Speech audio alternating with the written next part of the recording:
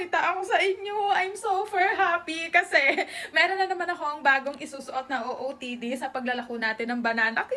Papakita ko sa inyo. Actually, ito na, suot ko na siya. So, basta may kwento kasi dito. So, ayan yan mga friend. Tingnan nyo! Alam nyo ba kung bakit super masaya ako ngayon? Ayan. Kita nyo ba? So, isusuot ko to sa pagtitinda ko ng banana ko, abangan nyo. Kasi mga friendship, kaya ganito ako ka-OA. Kasi nung nakaraang linggo mga friendship, negative talaga siya. Hindi ko talaga to maisuot kasi nga, ang laki ng tiyan ko. Kitang-kita yung tiyan ko mga friend. Kaya sabi ko, oh my gosh, gusto ko tong isuot, ganyan. Eh di ngayon ang ginawa ko, naghanap ako dito sa TikTok shop at nakita ko tong, wait lang, nasaan na yun?